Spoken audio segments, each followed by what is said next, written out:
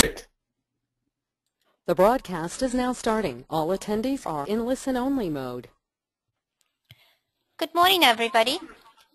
My name is Juliana Susla, and on behalf of ISQua, I would like to welcome you all to today's webinar with Dr. Ben Chan on finding the right leadership style for your quality improvement agenda.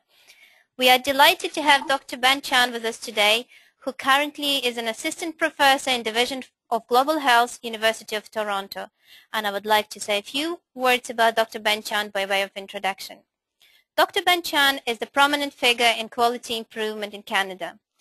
He was an inaugural CEO of the Health Quality Councils of the provinces of Saskatchewan and Ontario from 2003 to 2012. Dr. Chan spearheaded efforts to report to the public on healthcare quality by individual organizations.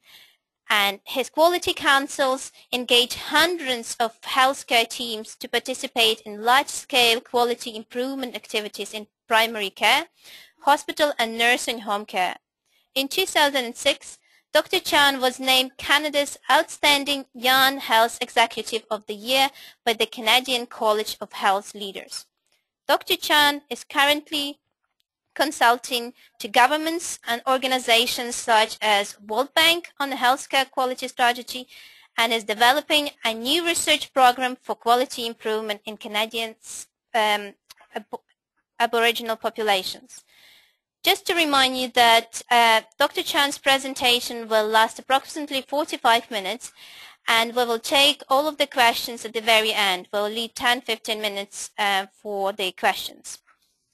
Just to remind you to type your questions in the box provided, and we will do our best to answer them all. We will be using polls during this session, so we encourage you to take an active part in this interactive session. I will pass over the control over to Dr. Ben Chan. Good morning. Good morning, Juliana, and good morning to everybody online this morning. Dr. Ben Chan, if you just press OK button. I take this button. Opportunity to thank.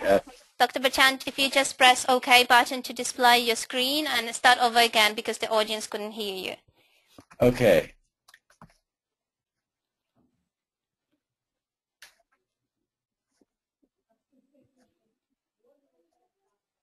This is the start recording button. No, you just have to press the OK button on the screen to start sharing. I'm making you as the presenter. So if you just, yeah, that's perfect. If you just start from the first screen now, from the starting slide. There. Exactly. We're all set then? That's perfect, yeah. Okay. Great. Good morning, everybody. It's a delight to be part of this educational series from the International Society for Quality, and to talk about something that I think is of great interest to everybody on the line today, finding the right leadership style for your quality improvement agenda.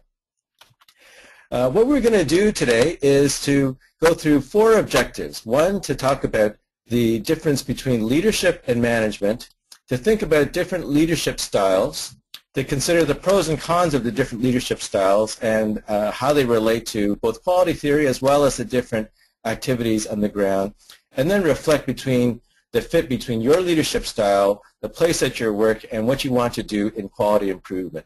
When I looked at the attendee list, I was thrilled to see that we have participants from all parts of the globe, from different parts in Asia and Japan and Hong Kong, in numerous countries in Europe, as well as here in North America. We all face different challenges in trying to implement quality improvement. We all face different leadership challenges, whether we be a CEO or the chief of staff of the medical group or a nursing manager or a manager of environmental services. We all have different ideas about what we want to accomplish, what our organizations want to accomplish. And we are all often asking ourselves, what's the best way in which I, as a leader of my group or my organization, can make sure that all the people that are working for me, working with me, are aligned in the same direction, are excited about the direction, that I am moving in, and what are the different ways in which I can make that happen. So the first thing we'll talk about is what are some of the things that have been written with regards to leadership and management, and perhaps just as a reflective exercise, what are the things that you think about when you see the two individuals on the left side of this slide, Gandhi or Martin Luther King? Certainly when I think of these two great individuals, there is a certain inspirational element. I think of the particular struggles and the better society that they wish to create in their particular countries. And that indeed, if you look at the different aspects of different definitions of leadership versus management, there's that sense of an individual leading us and pointing out to us a better way of doing things, a better society, a better organization, and getting us excited and engaged about that as being one of the critical elements of leadership, as opposed to management, the different tasks that need to be executed in order to achieve that particular vision are often the things that we often associate with management. There's often a fuzzy line between these two different areas, and when we talk about different styles, we'll be talking mostly about leadership styles, but there are going to be times when it's a combination of both leadership and management, because at the end of the day, if we want our vision to take hold, then we're going to need to be able to execute on the things that need to happen in order to get us to the desired destination. So here is there are a number of different places that have made a synthesis of some of the differences between leadership and management. This is from Alan Murray from the Wall Street Journal, a guide to management. But some of the characteristics that are often associated with leadership is this idea of asking us what and why, what are some of the problems that we have, and where are we going? What's our destination? And often is an element of originality, of innovation, and thinking of the long-term view of where we need to get to, whereas management thinks more in terms of getting us there safely, on time, on budget, and asks questions such as how are we going to get there, when are we going to get there, and looks at some of the short-term tasks involved in getting to our destination. The leadership roles relate more to the design, and the management role relates towards the execution. So those are some of the classical definitions between the two, but again, one is very dependent on the other, and very often, as we find ourselves in leadership positions, we are often doing a combination of leadership in its purely defined form, as well as management. As we think about this question about the different quality improvement agendas that we want to implement, one of the key questions we ask ourselves is, on the receiving end of our leadership, the people that are out there, the staff, what is it that motivates them? Why would they want to believe in the things that we want them to believe? Why would they want to move in the directions that we want them to do? And one of the earliest thinkers, Douglas MacGregor, from about 80 years ago, looked at the workplace at the time, typical workplaces in the United States, and looked at typical styles of management, looked at how people respond to different types of direction. And at the time, felt that largely employers tended to be working on this idea of theory X, which is essentially a very top-down approach, that workers don't like to work, they need constant supervision, and the only way that we can get people to work is by the fear of punishment or explicit rewards. And really thought about opportunities to create a different environment where some of these early assumptions about what drives people needed to be challenged. That in fact, many people, and probably most people, really want to come to work and are self-motivated. At least that's ideally the type of workplace that they would like to be in, that they need a creative space in order to accomplish different tasks. And that as they get better and better at their tasks, that they naturally want to find better responsibilities, greater responsibilities, and take pride in the job that that's been done, and have satisfaction with just a mere idea that now I've really understood how to do this, I can do a job and do it really well, and I'm on to the next challenge. Some people who have reflected on Theory X and Theory Y over the years have thought that perhaps Theory X is applicable to people who are working in very routine operations, such as a factory line that typically may have lower skill, whereas Theory X may be applicable to people in high-skilled professions with complex tasks requiring judgment or problem solving. That's classically how some people have viewed that difference, although some people might still challenge the idea that even people working at routine tasks like to be in environments where they have some sense of purpose, and they're wanting to do this because there's something rewarding about the job in and of itself. There's much that's been written more recently about emotional intelligence, and one of my favorite authors in this area is Daniel Goleman, and you'll see some references at the end of my talk for some of my favorite readings. But Goleman talks a lot about the emotional aspects of leadership, and how the moods, the emotions, and the ability to connect to people's moods and emotions can have an enormous ability to sway the emotions of the entire group. So one of the concepts that Goleman talks about is resonant leadership. How can I, as a leader, drive the emotions of the group in a positive fashion? A lot of that depends on developing a close connection with my followers. It means a lot of listening to what they're feeling and tuning in to some of their emotions about the environment. To be telling them that I understand how you're feeling, and then being able to move them to a place where they're acknowledging any concerns, addressing some of those concerns by understanding them, and then painting a better environment for them that pushes them towards feeling enthusiastic about their work environment, and then as a result seeing performance soar. Let's reflect a bit about some of these different concepts about leadership and what drives people, and at the other end, what kind of quality results do we want? What are some of the things that we think about when we are leaders in hospitals or primary care units or in ministries of health? And just for the moment, I'm going to reflect on what's often called the triple aim, promoted by organizations such as the Institute for Healthcare Improvement. We want better outcomes for our patients, better survival, better, less disability, and that often means we want better execution of clinical best practices.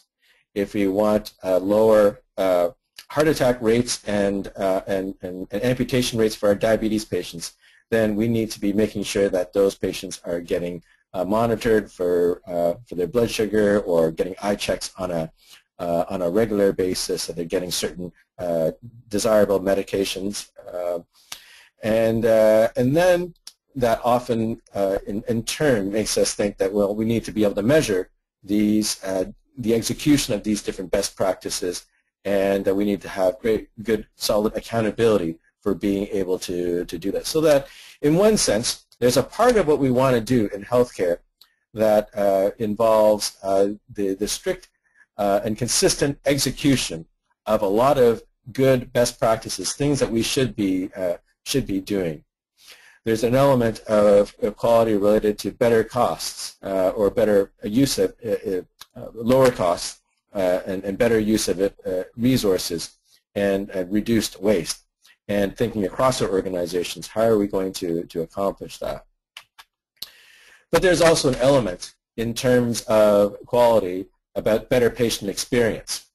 How can we make sure that all of our different healthcare providers are interacting with our patients in a way that is courteous and respectful, that we are engaging them in decision making, and that we are actively listening to some of their different concerns, and in turn arranging our treatment plans for them in a way that take into account all of their different concerns. So one question there also makes us think about, well, what kind of a leadership style do we need in order to make sure that the way that we are interacting with our employees as leaders also somehow mirrors and sets an example for the types of interactions that we want with our patients. If we are treating our employees in a way that's respectful and engaging, then is that perhaps a way that we can make sure that those types of behaviors are then modeled as far as the patient-provider interaction is concerned? One other dimension to consider is safety, which is, of course, one of the dimensions, the 6 classic dimensions of quality as defined by the Institute of Medicine, that we often, that we want to be creating safe environments, safe hospitals, safe nursing homes, safe primary care centers, and push to eliminate avoidable adverse events. Everywhere across the literature, a huge component of that is to develop a culture of safety where the staff are rewarded and not punished for errors. And that's critical if we want our staff to be coming forward and identifying for us what are the various problems and root causes of errors, so that we can unpack what actually happened with each error and then design a better process. So, which means that as leaders we want to make sure that our workers are motivated on the desire to improve and the desire to be open and transparent and not out of fear. So with those in mind, those different thoughts about what it is that we want in quality, we want to be able to execute on some basic tasks in a consistent fashion. We want behaviors that reflect good patient interaction. We want an environment that encourages people to be open. Those are some fundamental things with regards to the goals about quality. Then let's look at what are the different classifications of leadership styles. What have people written about over the past century about different types of leadership styles, and then let us reflect about what we've heard from over the last century about leadership styles, and how does this apply today to our different challenges as healthcare leaders trying to lead quality improvement activities. So one of the earliest authors about leadership is a fellow named Lewin, and this is going back to 1939, and Lewin came up with 3 categories of leadership styles: authoritarian, democratic, and laissez-faire. I'll go into more detail about these different types of styles, but in his classic paper in 1939, Lewin put different children into different simulated experimental social environments where they're given certain tasks, and different leadership styles were tried out, and he tried to see what kind of productivity he could get from the children in terms of certain arts and crafts types activities, and what level of creativity could be observed with the different leadership styles. In the 60s, we had some theorists named Blake and Moulton who looked at a couple of different axes of leadership. The leader's concern for the people that were involved in the delivery of different tasks or services, concern for the staff, for their well-being, for their development as good employees, versus concern for production. Are we making sure that we are getting our widgets out the door? And looked at different organizations that might have been more concerned about people and perhaps less about production, or more concerned about production and less about people, and others that tried to create a balance between those two. And then from that, created different classifications of different organizations. What he affectionately calls the country club for organizations that are highly concerned about people but not as much about production, or a produce or perish for organizations that are concerned about production but not so much about its people. Fast forward to the 1980s, and we have, one of my favorite authors, Daniel Goleman, and his seminal work on emotional intelligence. And he has come up with 6 different styles of leadership: the commanding, affiliative, coaching, pace-setting, democratic, and visionary. And of course, no talk would be complete without checking in with Wikipedia and seeing what the people are summarizing. Of course, there's beyond this. There are scores of other classification systems. As I've looked at all of them, there's often a certain degree of overlap. But I will touch briefly on a couple of additional things that have been mentioned by various authors: a paternalistic style as well as a transactional style. So let's go through each of these different styles of leadership and talk about what's the essence of the style and what are some of the pros and cons of each of the different styles. So the authoritarian style, as first described by Lewin, is also known as the commanding style under Daniel Goleman's framework. And this is the classic top-down decision-making framework.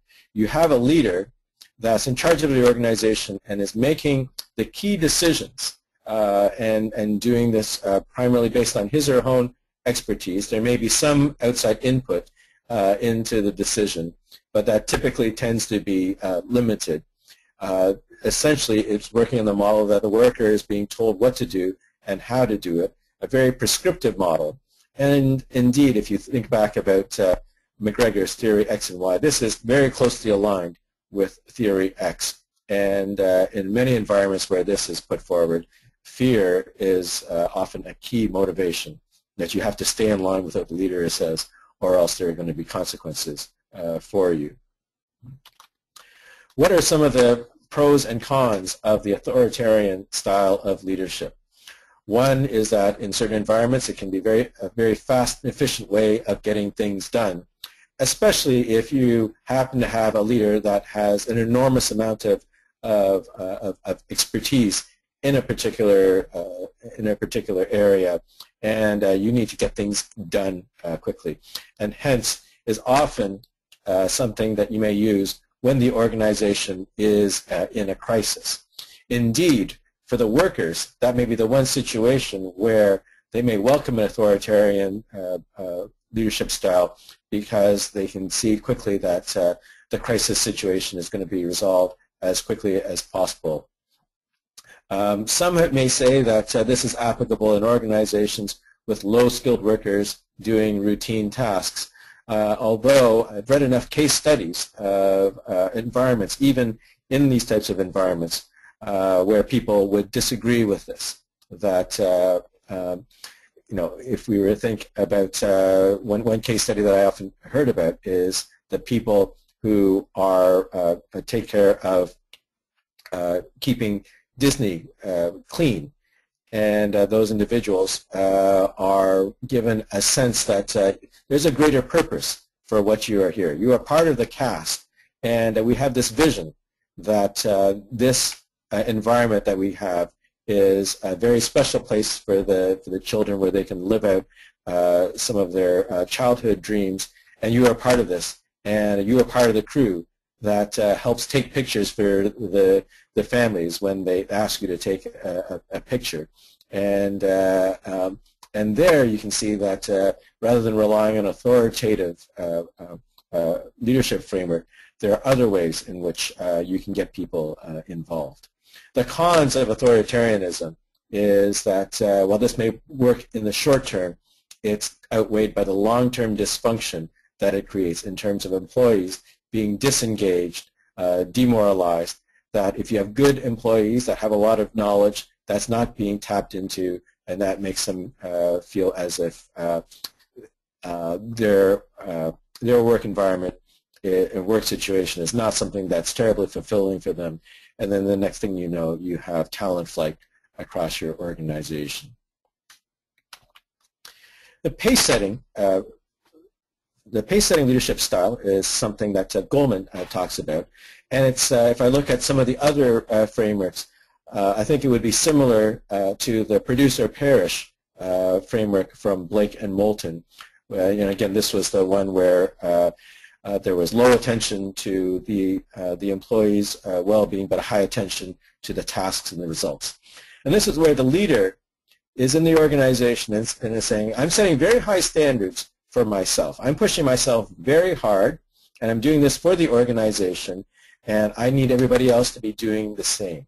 I'm going to keep demanding that the organization does better and better, that we're moving faster and faster, and we're going to be constantly moving in that direction. If there's poor performance within the organization, I'm going to ask people to step up to the plate, or in order to make sure that we meet our very aggressive production deadlines, we may parachute into the situation and work with a team or fix the problem him or herself. The pros of the pace-setting leadership style is that this may work if you have very highly talented, self-driven teams that they themselves are type A personalities that are driven and thrive on always pushing themselves harder and faster. And that anything less than that would leave them feeling bored. The pros from the organization's perspective is that being very bottom line focused on results, that people that are overseeing the organization, the funders or the boards of directors may be very pleased to see an emphasis on results. It may be very useful in certain parts of the organization when you're starting up an organization and you need to get it up and running as quickly as possible. That could be one good use of the pace-setting model. And this idea of the leader jumping in and fixing a problem for the staff may be one way in which you can make sure that you're keeping the pace and getting your short-term results. But the cons are that, as you can imagine, if you're setting a sprinting pace throughout a marathon, eventually somebody's going to burn out, somebody's going to run out of gas. That this can be setting your organization up for anxiety, burnout, stress, and the obsession of results can be at the expense of the well-being of the staff. There's also been a lot of writing of organizations that set themselves through this type of pace, that when you're that focused on particular tasks, that it doesn't give you the space and the room necessary to be thinking of creative or innovative solutions. Although intervening in the short term to fix problems may get short-term results, that type of micromanagement eventually erodes trust and stunts the development of the staff. The visionary form of leadership is also called the transformational form of leadership. But this is perhaps one of the most important tools available to the leader as far as articulating where the group is heading and setting forth an inspiring vision of where the organization is heading. If you think back about the earlier slide between leadership and management, the slide of some of the great leaders, this, in essence, encapsulates that essential aspect of leadership. The idea is that you want to create a vision that's going to build excitement, that people are going to want to rally around, that's going to resonate with the values and aspirations of the staff. And the leader plays an important role to work with the staff to see how they will contribute to a better world.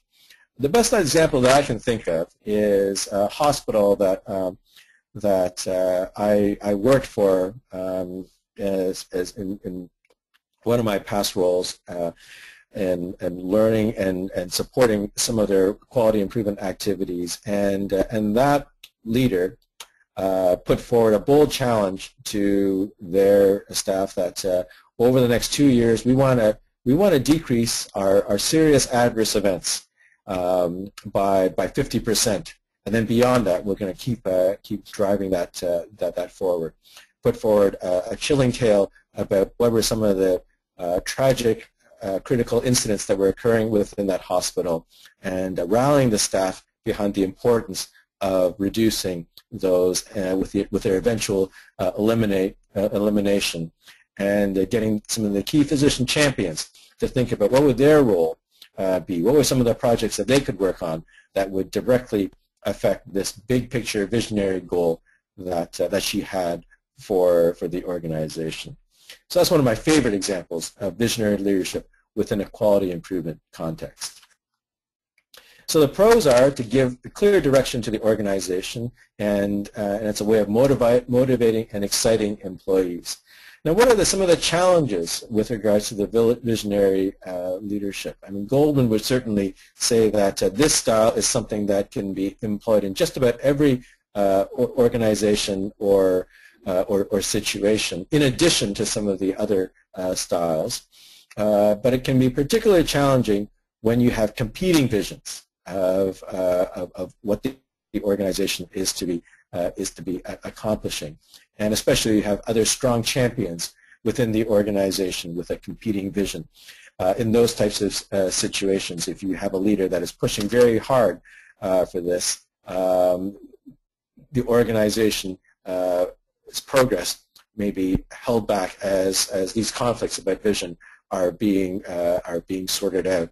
That may be one situation where you may use some of the other styles to create harmony between different parts of the organization who have different styles or different visions. The other cautionary note is that one of the things that can lead to cynicism is if a leader comes forward with a big, grandiose vision, but the implementation is weak, and people aren't reassured that the organization is able to pull it off, and aren't clear as to what the plan is for being able to pull off the accomplishment of that vision. When you have that type of a situation, then failure to achieve that grand vision then can lead to demotivation of the staff or to cynicism.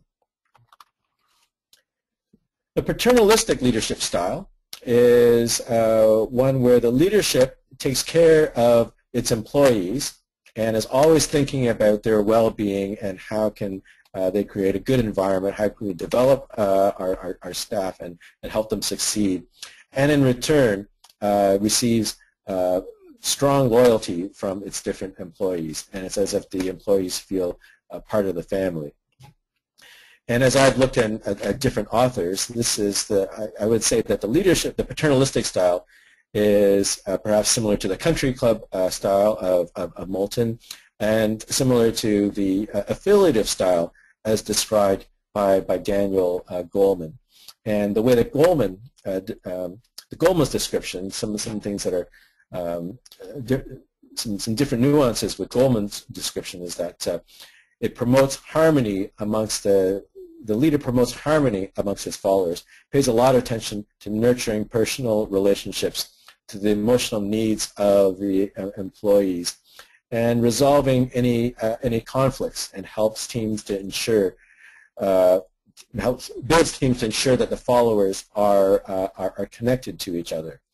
So one of the ways in which this can be applied is places that seem to have a lot of inherent conflict, where perhaps if we were thinking about a healthcare environment, have we ever found ourselves in situations where there are different factions within the physician groups, or you have the physicians and nurses or pharmacists or other groups that aren't seeing eye to eye with each other, and that can be that you're finding that as a barrier to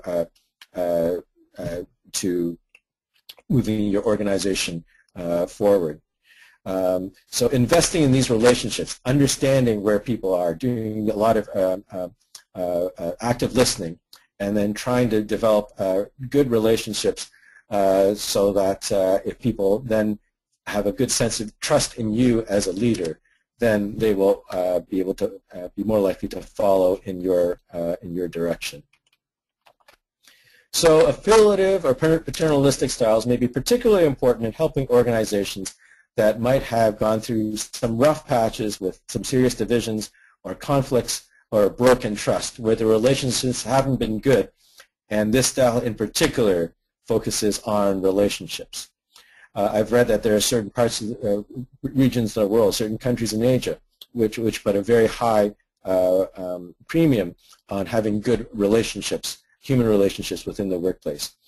And by and large, this is a style that that can produce happier workers. Some of the criticisms or cons is that if you're focusing constantly on praise, on bringing your staff up, on building the relationships, that's important time being spent on the leader on those relationships, and not and maybe seen to be at the expense of the results, and as a result may send the wrong message that mediocrity is tolerated. And if there's too much focus on the relationships, then staff may not receive enough specific advice on how to improve. So again, that relates to the balance between the time and attention that you're spending as a leader on the relationships versus on the results and the tasks. Coaching is another style that has been described by Goleman, and has some and perhaps is a cousin to the affiliative style, in the sense that it's again focusing very much on relationships, but focusing particularly on the leader's relationship as a coach and with key staff in bringing up their development, and their personal development, their professional development, helping those individuals set some long-term goals, identifying their strengths and weaknesses, helping them figure out what's the best niche for this particular staff, this particular individual. Let's give them some challenging assignments that will let them grow. And I've in the course of my own career had been the recipient and the fortunate recipient of leaders that provided a lot of individual mentorship for me and coaching. And these are individuals that when I was facing a tough leadership challenge would often ask tough questions for me to help me come up with the types of that would help me analyze and understand the things that were going on in my workplace, in my relationship with my staff, and would ask questions in a way that would help me identify what might be the best solution in handling a particular problem. I never felt micromanaged in those types of situations, but I felt that the way that I was taught helped me identify my own weaknesses and help me grow as a leader, and that's something that I've always greatly appreciated. So the coaching model can work particularly well if the leader has staff who are indeed self-motivated and have a real thirst for knowledge and betterment. And it may not be as helpful if you don't have that type of self-motivation with a particular staff. You have to be in that particular mindset in order to truly benefit from the coaching experience. The democratic style, this is something that Goleman talks about, but it's also part of the original, one of the original frameworks developed by Lewin in the late 30s. And this seeks input from the key people on important decisions, and where the leader doesn't just jump in there and say, here's my vision, or here's the way that we need to be doing this. Let's identify what are the different concerns, the different ideas from the people in the organization. And through that process, that you come to a collective decision, which then has strong buy-in and commitment from everybody in the organization. The pros are this works particularly well in organizations where you've got a lot of talent in the organization. You've got a lot of people with highly skilled professions or a lot of experience, a lot of knowledge, and it's a treasure trove of knowledge and wisdom that a leader can be tapping into, and the key task is to figure out how to tap into that as constructively as possible. And when you're able to do that and engage everybody in the organization, then you're going to create a united front and having everybody owning the vision and strategy that you want to be moving forward. The cons is that there may be some environments where this is difficult to implement because people may not have been, historically, may not have been used to the idea of providing a lot of input. And if that's the situation, there still may be value in implementing the democratic methods or style, but that's going to take a lot of work to change that culture. But one of the other big criticisms is that it can take a long time to arrive at key decisions. And if people are sensing that it takes us 4 months just to do a simple decision, then that can affect staff morale negatively. Laissez-Faire this is not part of Daniel Goleman's framework, but it was something that was first described by Lewin and also described by some later authors. And the leader trusts very talented staff to do their work and freely delegates tasks. They might set some general expectations, but by and large, people have a lot of latitude on what they will do and how to achieve it. And then, so as I've read about this, I thought, well, what is there left of the leader to do? It's almost as if the leader kind of washes their hands and says, okay, you guys, go and do your great work. Well, one of the key leadership tasks in this that fit with this style is to making absolutely sure that you have the right talent. You need very, very high grade talent in order to make this particular leadership style work, a talent that you can truly put a huge amount of trust. So then your leadership task is then to scour the globe for those key people that fit that bill with that level of skill and expertise. So again, the pros is that it can be useful in those types of environment where those high talented people need lots of space to innovate or problem solve. And the cons is that if you don't have that type of a staff mix with highly motivated or talented people, then the organization will suffer from lack of direction or guidance with implementation. And indeed, that's what Lewin observed with his experiment with the children and their different tasks with their arts and crafts when he put forward the laissez-faire, that they were always going back to the leader and trying to get more direction, a certain degree of disorganization, and lack of productivity in that workspace. Transactional leadership.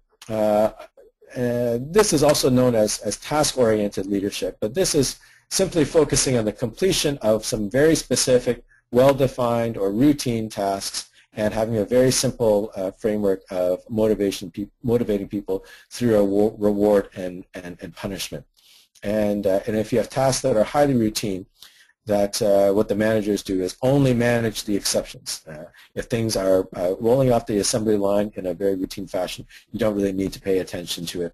Only when something goes wrong do you put your management attention to that particular task. But it's based on a very simple type of workplace with some very simple tasks and a very simple framework for understanding human behavior.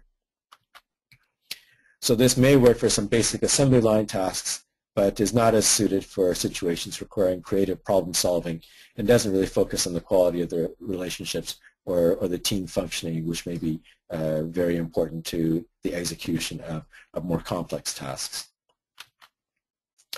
So there you have it. You have a wide variety of different leadership styles that different authors have written about. So one question that we may have is, can you have more than one leadership style? And the answer is certainly yes. Leaders may combine different styles within the same organization.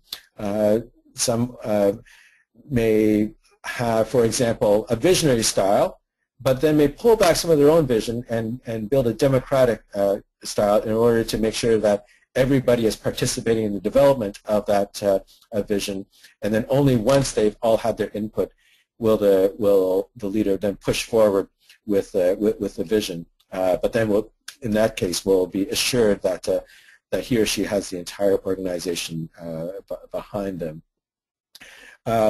Leaders may have a predominant style and then learn to use other styles in special circumstances.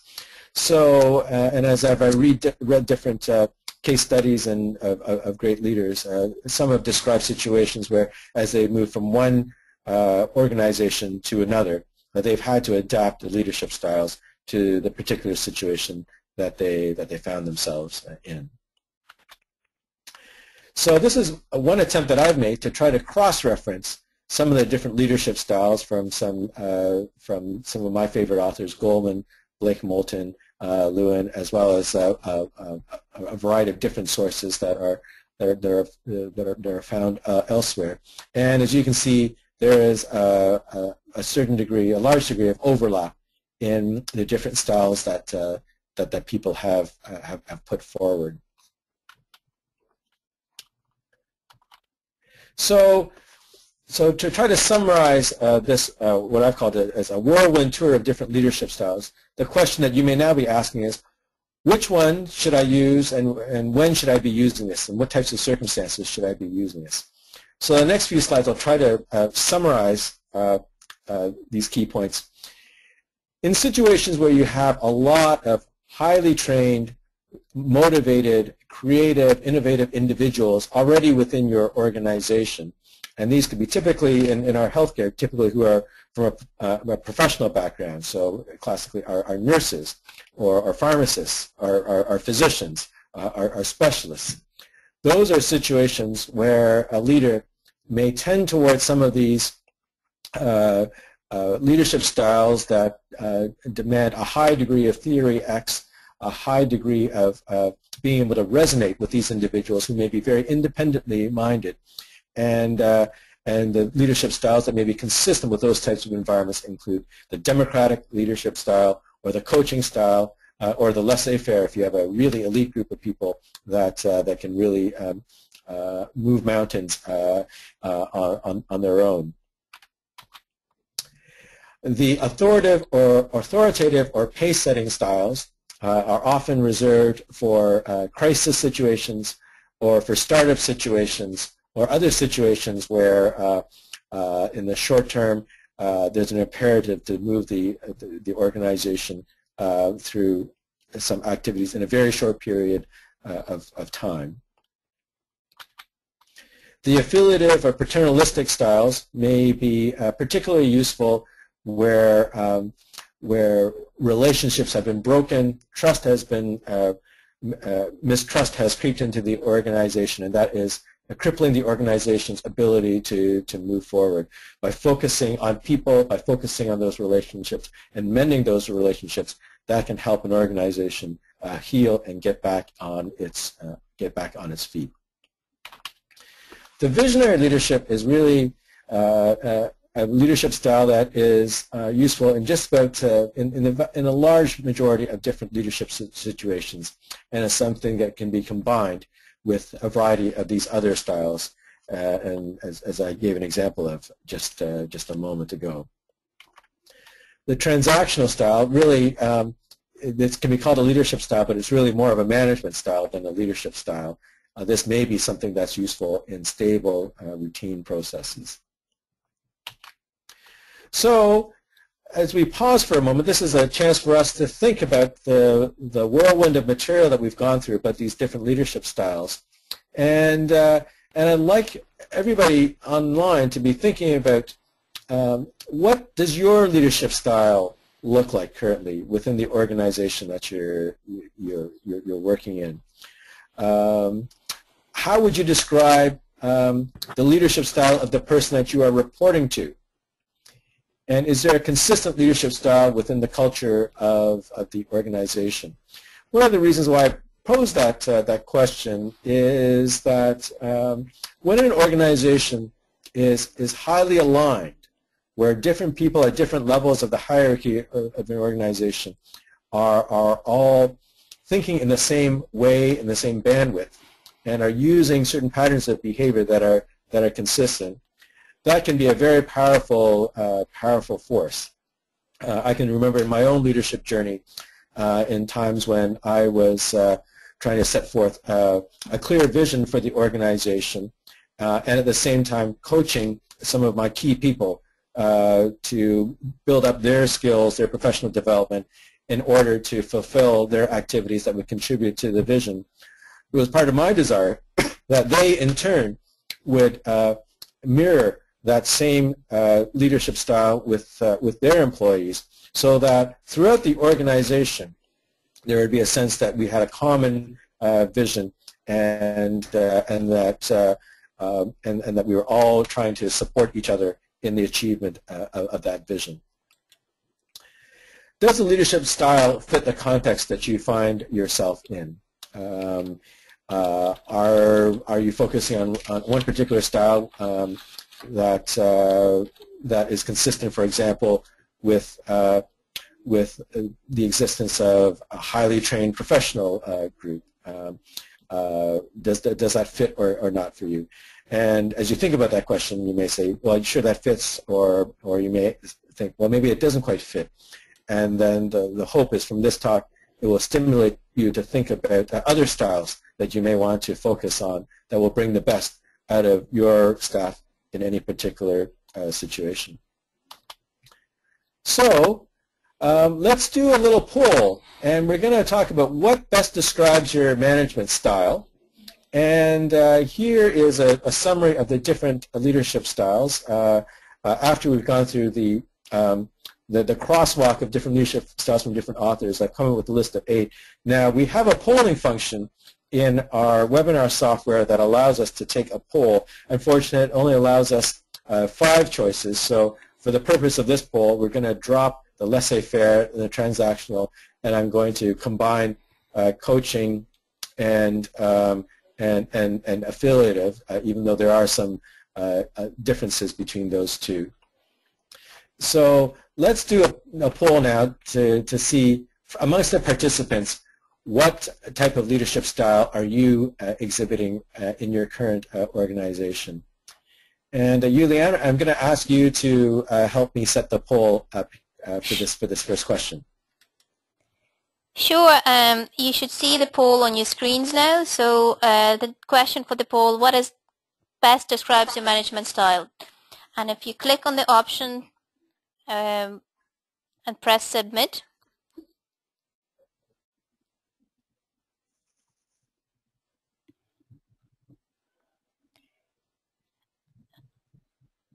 Dr. Ben Chan, you should see the answers of the poll at the moment.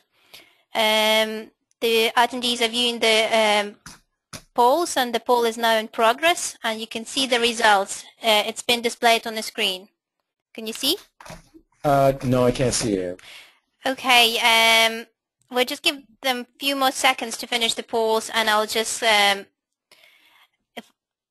of name the results. So we have 17% on the visionary, 33% on the combined affiliative, paternalistic and coaching, 39% on democratic, and 11% on the authoritative. There is nothing at all on the pace setting.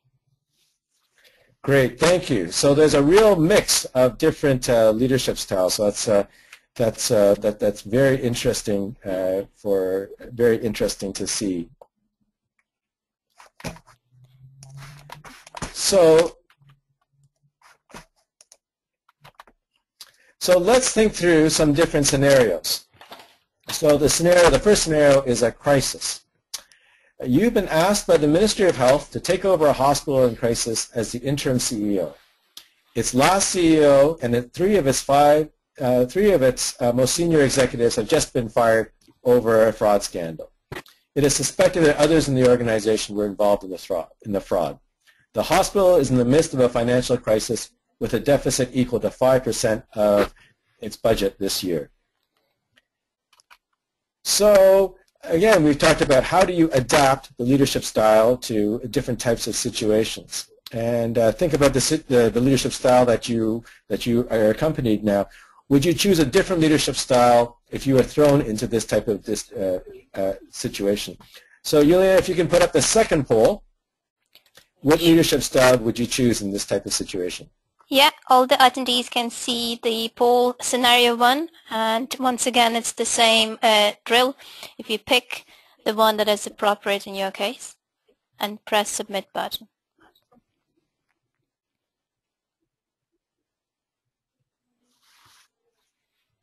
The poll is now in progress, so we'll just give another few seconds for the polls to be completed. And the results coming up was 81% authoritative, 12% between affiliative, paternalistic, and coaching, and 6% on visionary, and 6% on democratic. We still have 11% on pace-setting. Great, thanks very much. And so again, there is no right or wrong answer to these types of situations. People may choose different approaches for handling this type of situation. My reflection, my own personal reflection on this is, if there are situations where you might use an authoritative leadership style, then this would be one of the few situations where it may be particularly important to implement. One of the things, as I reflected on this type of a scenario, is if there are still some people within the organization where there's a question mark about fraud, I may not be at the point where I'm in a position to be investing and developing in some trust relationships across the organization. I might want to wait a little bit to be in firm control and understand where the areas of fraud are, and root that out of the organization before I move to something like an affiliative leadership style. Having said that, again, there is no right or wrong answer to this. The purpose of this is to really make us think about how we adapt ourselves to different types of tough situations. Scenario number 2. You are starting your first middle management position, which includes housekeeping. C. difficile rates are exceptionally high. Patient surveys show common complaints about the frequency and quality of cleaning, especially the washrooms. There are policies for this, but the nurses complain that the housekeeping staff are not following them. The outgoing manager says that housekeeping staff morale is poor, hours are long, pay is low, and turnover is high. So with this type of a scenario, let's do our poll again. And Juliana, can you put the poll up for scenario 2? Sure, it's up. And I think we're only kind of a few seconds into the poll, but we have one answer which is, I think, showing priority to the others, but we'll give it a couple of seconds and see whether it's going to change. So first, I think it's the most popular, is the 65% between affiliative, paternalistic, and coaching. The runner-up is 18% pace-setting, 12% is democratic, 6% on the authoritative, and there is nothing at all on the visionary. Okay, so the majority here are thinking that the affiliative style is the desired style. So what I'm seeing in this is that you've got some poor morale. I'm wondering, when I think about this, I'm wondering, do these staff have any sense of any sense of purpose other than cleaning? Is there any greater purpose for them? Are they feeling valued as members of the staff? So certainly that may I can certainly see why many of you put on affiliative. If anybody has the you've got the chat line. For those of you that chose some of the others, such as authoritative or democratic, just wondering, what were some of the thoughts that you had with regards to the choice of those types of leadership styles? And again, there is no right or wrong answer. I think this is an opportunity for all of us to reflect and think about what's best in this situation. I'm just curious as to what are some of your thoughts as to why you chose some of these other leadership styles. Any comments that anybody would like to make on the chat box? I can't see any comments so far, but it's probably going to take a couple of seconds for them to type the comments in. So maybe we can move on. It's almost the end of the webinar, and we have lots of questions coming up. So maybe we should move on to the next set of poll and see if we have any questions in connection to the scenario 2 poll. We can come back to that if you don't mind. Sure, we can come back to that. Let's do another scenario. You're the director of a primary care teaching center in a low-income country. The center is very well respected for its work with the poor and its research. You've inherited a team with highly trained physicians and researchers with good success at getting foreign-funded grants. There are some divisions, but people are generally getting along. The biggest worry of the outgoing director was that key talent was being lured to wealthier countries. Please vote on your preferred leadership style in this scenario.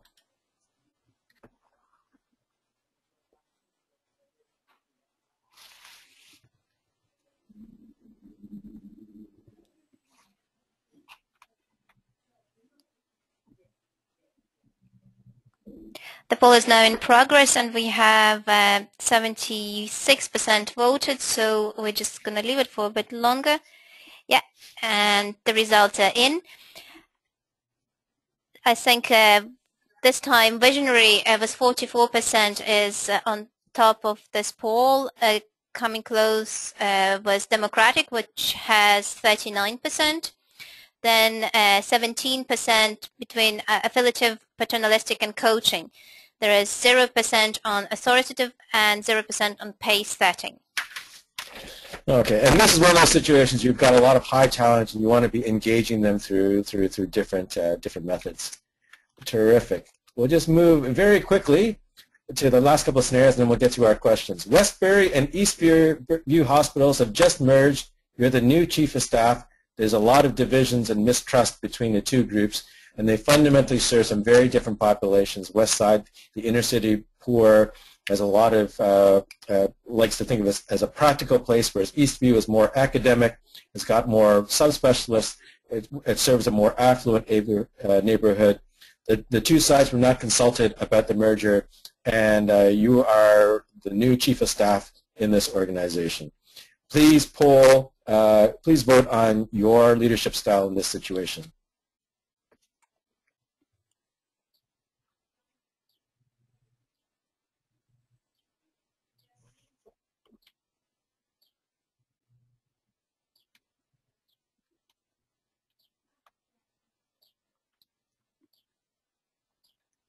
Juliana? Yeah, we have 47% between affiliative, paternalistic, and coaching, 29% on visionary, 18% on democratic, and 6% on pace setting. There is nothing on authoritative. Okay, great. And again, this is an example where opportunity to bring people together through it's a couple of different options for styles, and may be very helpful. I'm going to skip through the summary, and then they'll give us some time for questions. So you have many different leadership styles, and you have many different leadership styles to choose from, and an opportunity to develop a repertoire of different styles in different organizations. Always important to think about what are people's underlying motivation to follow you. You're going to work on theory X or theory Y. You think about different ways of creating resonant leadership and getting people really on board and beside you and behind you in the direction that's desired. And it's an opportunity for you to select the best style for where your organization is at in its quality journey. We have here a list of different readings, and this is available to this webinar. This material is available to everybody participating. But let's take a moment now for some questions. Juliana, if I can turn it over to you to to go over the questions that are coming in from the group, that would be great. We have lots of questions, and I'm not sure if we're going to be able to go through all of them. So we'll answer at least a few, and then Dr. Ben-Chan, if you don't mind, maybe we can email the rest, so we they don't leave left out.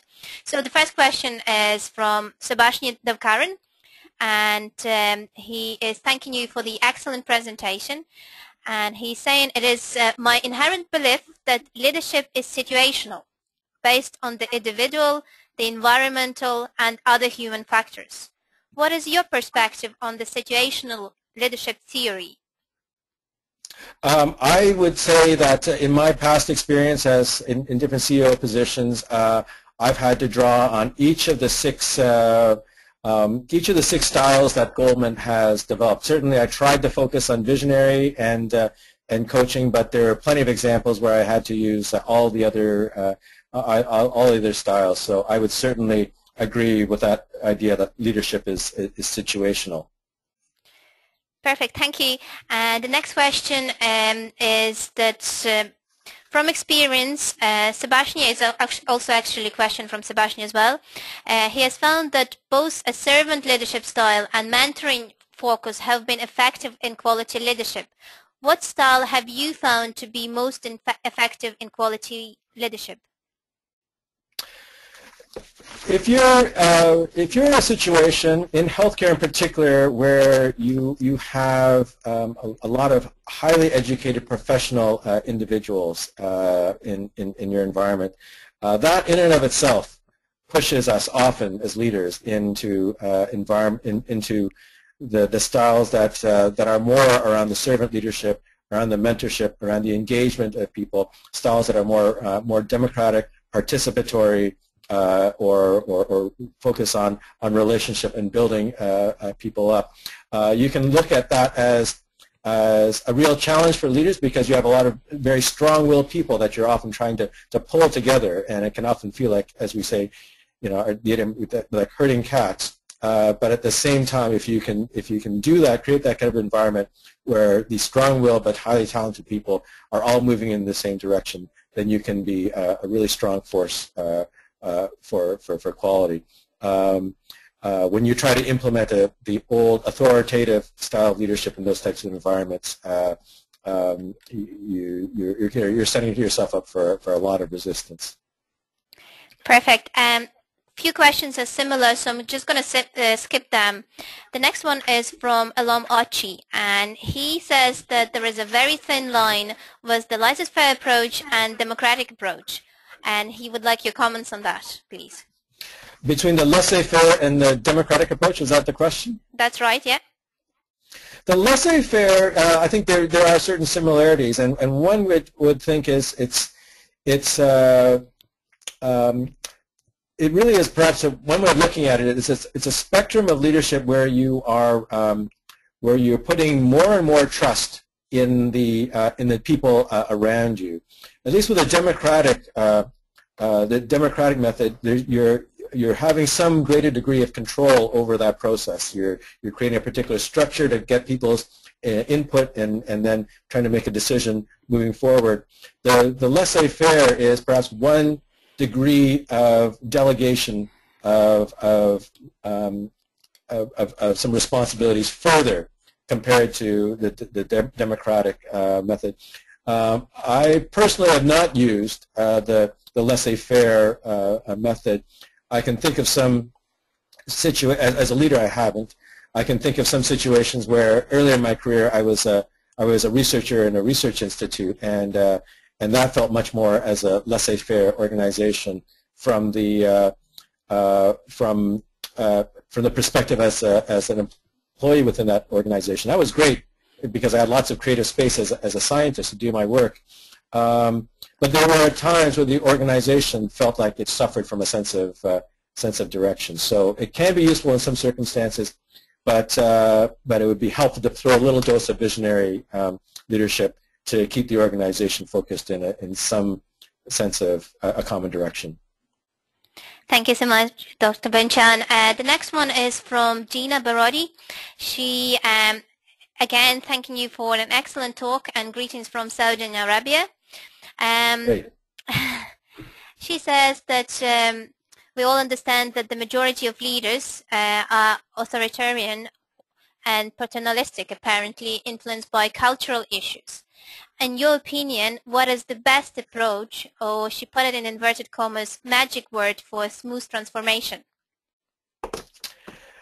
So one of the things that we often do as leaders, like we often lead for the people below us, but there are opportunities to lead upwards and try to influence the decisions that are being made by the people that we are reporting to. And so if I was in a situation where I was in an organization with authoritative leadership and I had an authoritative leader, one of the things I would do to lead upwards, as some people would call it, is to work with that individual and say, you know what, these are decisions that are coming down, but can we help you do more for your organization? We have ideas that we can share with you, but we need to be able to understand we are supporting you. We are supporting your vision. We want you and the organization to do better. We are there for you, but please listen to some of our ideas and take the initiative to come forward. If there are ways that you can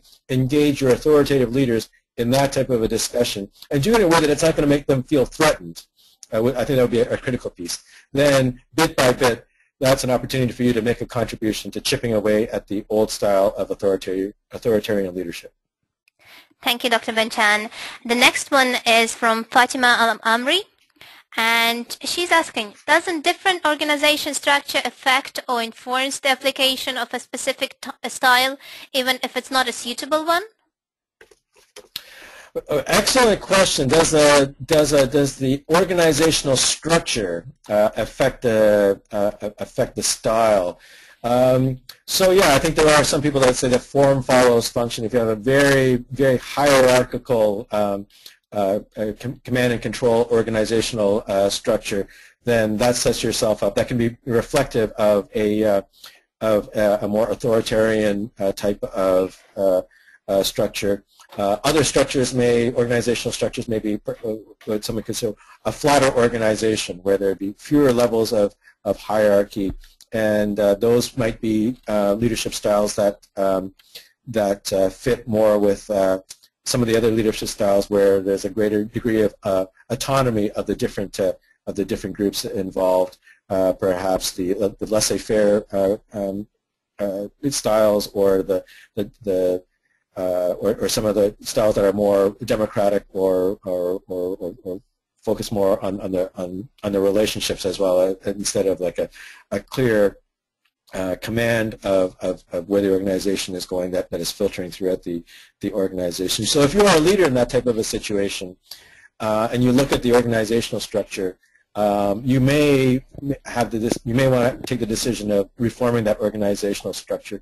Having said that, though, I think there are opportunities even within the organizational structure that you have, where you can you put your own stamp on the organization based on the other characteristics of that organization. If you're not able to change the org structure, there's still opportunities to pick a style that's most useful for the situation that you find yourself in. And I think it's going to be the last question for today. Great. We have lots of more, so I would say you will be busy after the webinar as well, Dr. Benchan. This is going to be the last one for today from John Brown. To what extent are leaders like the pundits that Nate Silver criticizes? They overestimate their influence, especially when successful, and tend to downplay their influence when things go wrong. And always they underestimate the role of the chance. Boy, a tough question. So first of all, there are a couple two sides of that story. Leaders do have a lot of influence, and influence in ways that are that can be scary. I can remember my first CEO job there. After I arrived, there were certain mannerisms and certain ways that I would end my email that I would use, and the next thing I knew, that everybody in the organization was doing the same thing, and that was thinking, wow, this is there's a lot of influence that comes with this this position. People want to listen and hear their leaders, so it's a great responsibility. At the same time, it's very easy for leaders to become disconnected from what's actually happening in the organization. I've seen studies where, you know, leaders often overrate the satisfaction of the staff by, I've seen some studies by, you know, 15 points compared to what the staff are actually rating. So it's always important for leaders to be creating environments and using leadership styles that allow the organization to not have a sense of fear in terms of feeding back upwards to the organization what's not going well. And it's only when you create that type of environment that you'll be able to address any fundamental problems in the organization that's holding it back in its quality journey. Thank you, Dr. Ben-Chan. Let me express huge thanks to you. We might have lost the connection as well.